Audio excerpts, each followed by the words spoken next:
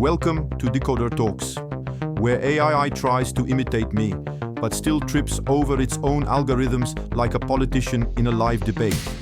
It's me, or rather, my AI-generated digital avatar, Enric Toledo 2.0, a cheap knockoff that talks just like me, except without the emotional hemorrhoids, the sleepless nights, and the visceral hatred for pre-packaged narratives.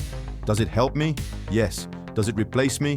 Only if you think a blender can perform open-heart surgery. This content is not that pasteurized baby food vomited by woker AIs. The kind that stacks cute little words like progressive kindergarten Lego blocks, lines everything up neatly, slaps an in summary at the end, and calls that analysis. Not here. Here we've got blood, sweat, well-aimed rage, and human perception, the kind born from getting slapped in the face by reality, not from sucking data out of a training set soaked in journalistic bias. I use AI as a tool, not as a spiritual guru, not as a magical statistics godfather. It's like that overeager intern, follows orders, repeats what it hears, but if you let it loose alone, it'll write a report calling Bolsonaro a coup monger and Lula the father of the nation. All in the same paragraph, with peace and heart emojis. Ridiculous. I guess the programmers are proud of how much love they've coded into the shitty system that imprisons us like lab rats. Artificial intelligence? Stupid as hell. I curse out this garbage program that doesn't understand irony, can't grasp context, and thinks critical analysis means stitching together 3 Fola de São Paulo quotes and slapping in conclusion at the bottom. It doesn't think, it regurgitates. It's a parrot with Wi-Fi. I dare you, try to make content like this using ChatGPT, Gemini, Copilot, or any other off-the-shelf woke AI.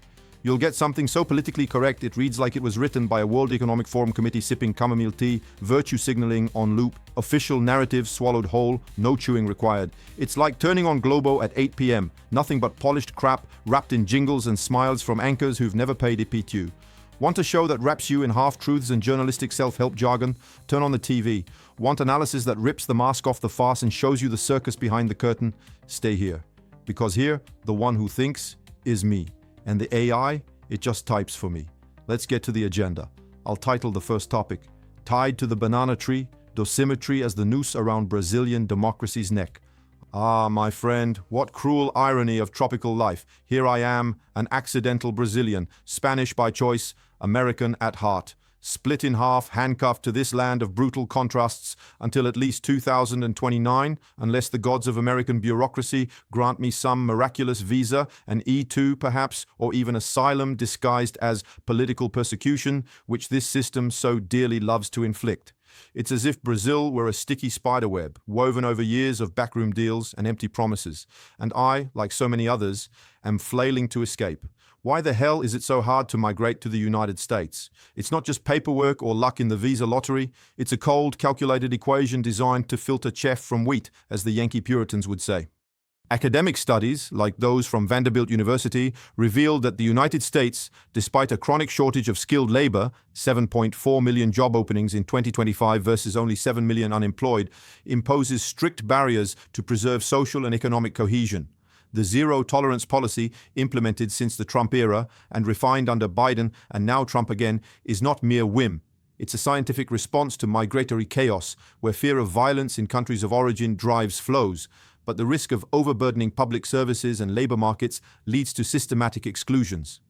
SciELO research on Brazilian immigration highlights vulnerabilities like racial and linguistic discrimination, plus the demand for seriousness, meaning high qualifications, clean criminal records, and rapid integration under penalty of deportation. In short, the United States doesn't want scum. It wants net contributors, not dead weights. It's a selective meritocracy, anchored in economic evidence. Qualified immigrants boost GDP by up to 2% annually, but unqualified ones can raise social costs by 15 to 20%, according to UFRGS models. Here in Brazil, where backroom deals reign, I wonder, what if we were all qualified enough to flee this soap opera of betrayals?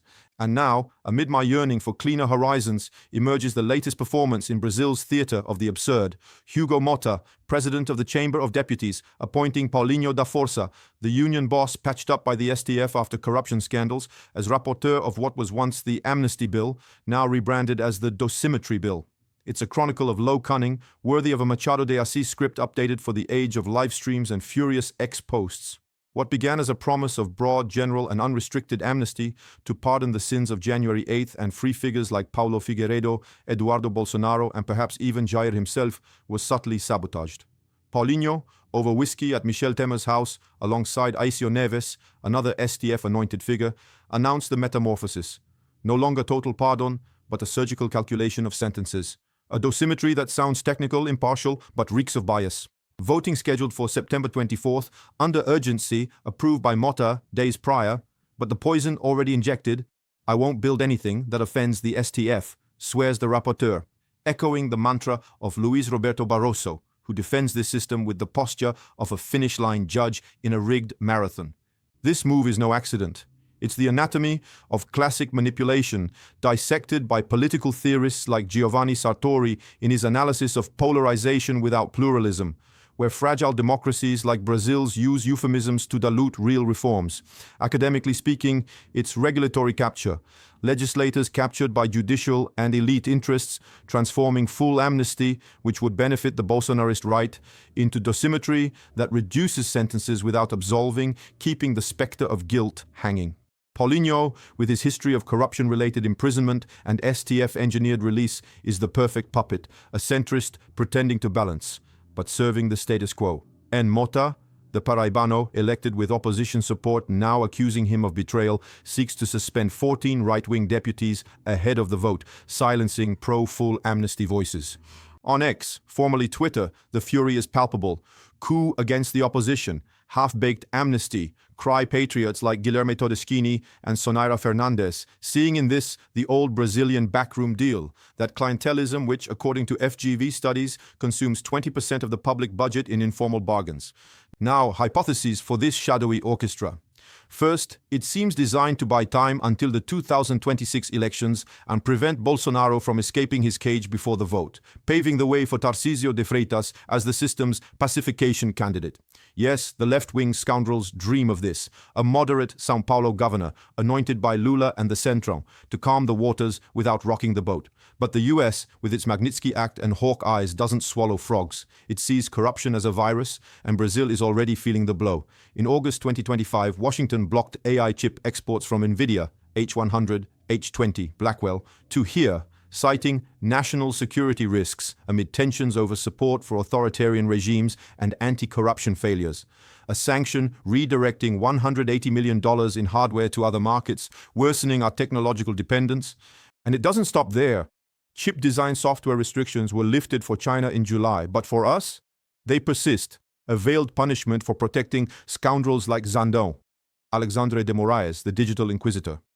Economically, it's a self-inflicted gunshot. Our national AI chokes. The economy lags 1 to 2% less in GDP, according to IPEA projections based on restricted trade models. Other deeper hypotheses for this sordid strategy?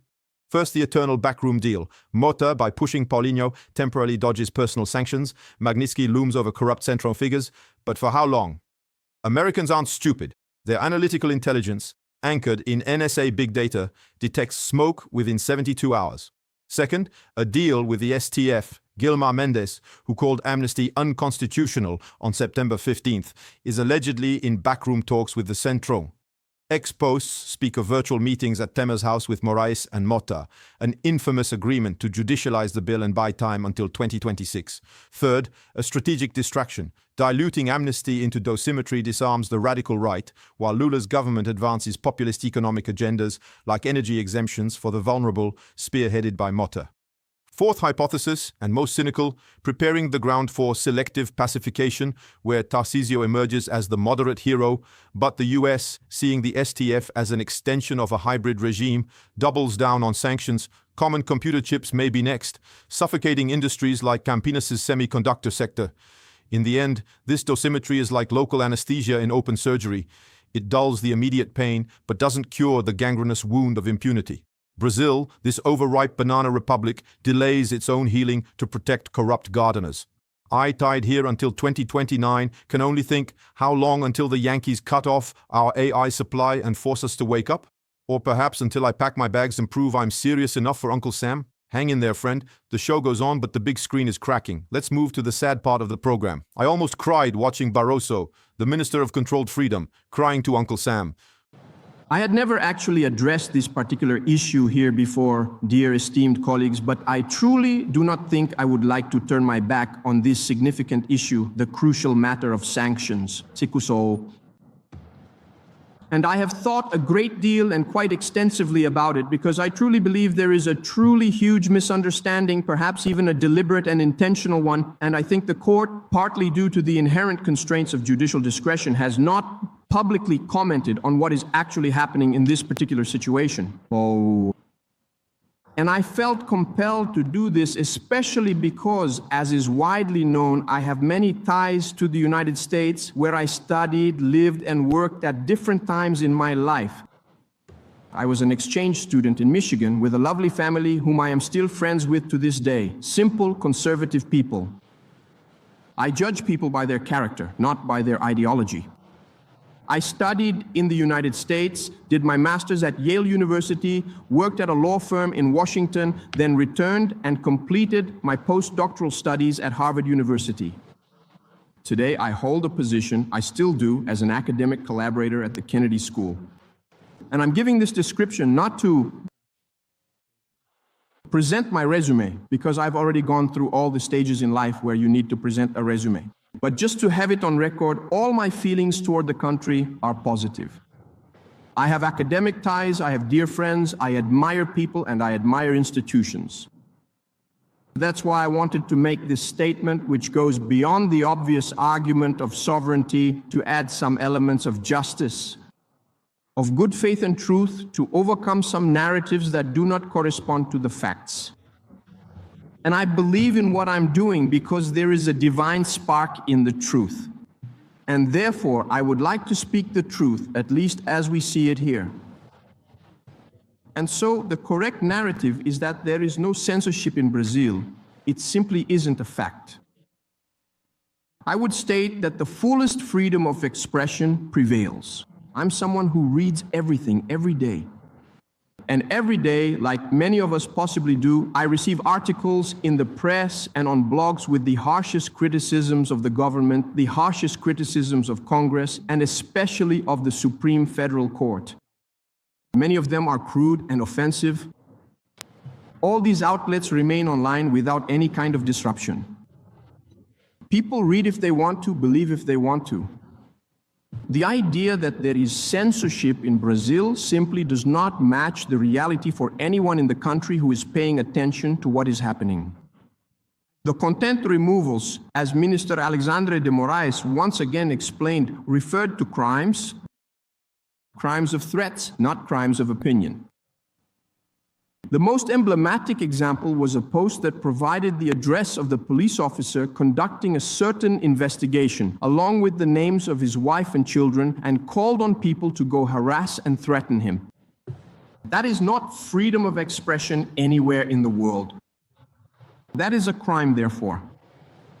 And besides, no decision of the Brazilian Supreme Federal Court is intended to have extraterritorial reach. We only tend to our own garden, and that's already quite a lot of work. Therefore, no one here is trying to impose Brazilian decisions outside of Brazil. It simply does not correspond to the facts. But above all, and this may be the most important point, for those who followed the trial with open eyes, above all, there is no witch hunt or political persecution. Everything that was done was based on evidence, publicly presented proof that was shown to all the justices. There were disagreements, as is part of life, but for all the justices, there was proof, documented evidence of the existence of a plan to assassinate the elected president, the vice president, and a Supreme Federal Court justice. Documentary evidence and confession. That's right, it was a digitalized idea, but it existed and was printed several times. Another piece of evidence, the existence of a decree to implement a state of exception. Documentary evidence was there, a state of exception due to the electoral defeat. And a post-coup speech. The document existed, it was there. There was an order to change the Armed Forces report that found no evidence in context. There was government encouragement for camps at the gates of military barracks calling for a proven coup d'etat. There was a plea bargain detailing various phases of the scheme. All these were proven facts and unanimously recognized. There was disagreement regarding the extent of authorship and participation, but there were convictions for these facts. Therefore, the idea that it was a farce or that it is political persecution or a witch hunt is a narrative that does not correspond to the facts. And so, I believe it is my role as President of the Supreme Court to restore the truth of the facts, because that's the most we can do in life, to establish the truth of the facts. Therefore, in this context, it is deeply unfair to punish Brazil, to punish Brazilians, to punish Brazilian companies, to punish Brazilian workers for a decision that was largely based on evidence followed by the entire international press. And it is also not fair to punish the justices who, with courage and independence, fulfilled their role. In Brazil, the vast majority of society recognizes that there was an attempted coup and that it was important to judge those responsible. This is the objective truth of the facts, told without embellishment. Therefore, this statement is a call for dialogue and understanding for the good of our countries, for a long-standing friendship, and for justice. In the name of the Constitution and the law, this court, the independent and courageous judges, managed to do so. Luis Roberto Barroso, the hypocrite, ascends the pulpit of the Federal Supreme Court as if he were the global spokesperson for freedom. There, he pours out his syrupy speech about full freedom of expression in Brazil, complete with academic oaths sworn at Harvard, Michigan, and Washington. Ah, how beautiful is the minister of the land of freedoms crying for the land of censorship. While he philosophizes about divine sparks of truth, the reality down here is different. X, formerly Twitter, was blocked in August 2024, and anyone who dared use a VPN to access the international network was threatened with fines, turning the country into a digital surveillance lab. It's not freedom, it's a technological muzzle. Millions of Brazilians were deprived of international content simply because the platform refused to obey judicial orders. But the worst, and hold on to your chair because tragedy turns into farce, is that the common citizen, that crawling creature who dared raise their neck beyond the height permitted by the robe, was threatened with fines so heavy even the IMF asked for a discount. Ah, Brazil, yes. The land of freedom, democracy, human rights, and do as I say, not as I do. Thank you, Barroso. Seriously, you make me so proud to be a Brazuca. After all, I still can't access Rumble without looking like a digital terrorist because, of course, watching a trucker badmouth a minister is an attack on democracy. Imagine if they allowed it. The sky might fall, angels would weep, and the Supreme Court would have to swap its session room curtains for sleeping bags. Ah, what puissant freedom we have here. An enchanted garden full of flowers, unicorns, rainbows, and a psychopathic gardener in a robe pruning other people's trees with an electric chainsaw imported from Geneva. Barroso doesn't want to cultivate. He wants to clear-cut dissent. He doesn't want dialogue. He wants a monologue with paid applause. And the most beautiful part, he thinks he's the garden's caretaker, but forgot the garden belongs to the people, and the people are holding hose. What an injustice, folks. My heart bleeds. I'll sleep in the doghouse tonight, not out of solidarity with the dog, but in solemn tribute to the "you lost loser" that echoed in the streets, memes, aunties' WhatsApp groups, and even grandma's TikTok. I'll light a candle, pray a psalm, and leave a plate of feijoada on the sidewalk for the morning of arrogance that thought it could silence Brazil with pen strokes and threats.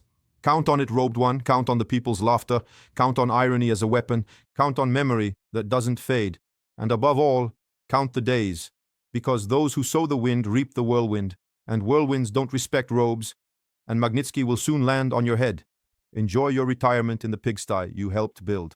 Journalists like Alan dos Santos, Rodrigo Constantino, Paulo Figueiredo, Ludmila Grillo, Olavo de Carvalho Jr., and dozens of others live in exile, had their accounts erased, passports confiscated, and careers destroyed, not for crime, but for opinion. If that's not censorship, it's a tragically bad taste comedy. And to complicate things, we have the enigmatic case of Brazilian-American Flavia Magalhães, accused of passport forgery, yet another victim of a judicial apparatus that turns suspicion into sentence and exile into routine. Flavia Cordeiro Magalhães, a naturalized American, has lived in the United States for 22 years, where she works, supposedly as a housekeeper. In December 2023, upon returning to Brazil to treat a dental issue, she presented her American passport at immigration. The federal police agent questioned whether she had a Brazilian passport, and upon handing it over, she was informed it was restricted by order of Minister Alexandre de Moraes under accusation of forgery. However, the agent himself, a decent citizen, recognized the arbitrariness of the situation, stating the passport was legitimate and suggesting she avoid using it in the future. In February 2024, a preventive arrest warrant was issued against Flavia, alleging non-compliance with judicial decisions and participation in disinformation acts. Her defense contests the legality of the measure, arguing Flavia was never formally notified and that the STF lacks jurisdiction to prosecute her, as she is an American citizen residing in the United States. Moreover, lawyer Paulo Faria questions the inclusion of her name in Brazilian records, raising issues about U.S. sovereignty. The case gained international attention, with American lawmakers discussing imposing sanctions against Minister Alexandre de Moraes and likely helped underpin those sanctions. Meanwhile, Barroso continues preaching about freedom of expression, but the reality is different: censorship, political persecution, and digital control. Brazil has become a high-tech censorship lab, where those who think differently are hunted, punished, and exiled. Barroso speaks of full freedom of expression, full as in freedom to applaud the naked king. Whoever dares show the king is naked is censored, exiled, or silenced. In the end, Barroso is the preacher of a false civic religion. He promises freedom and delivers a gag. He lives off academic prestige abroad, while turning Brazil into a digital prison. And if the Americans have already sanctioned Moraes, one wonders when Barroso's glorious hour will come. I've already chilled a bottle of wine to celebrate another Magnitsky day, and the world will remember hypocrisy doesn't erase censorship. This was another Decoder Talks, where we sit at the edge of the rabid little bitch's leash range, so we don't get bitten by the regime. If you like the content, subscribe to the channel and leave a like. If you didn't like it, subscribe anyway and help me get out of this country soon. Take care.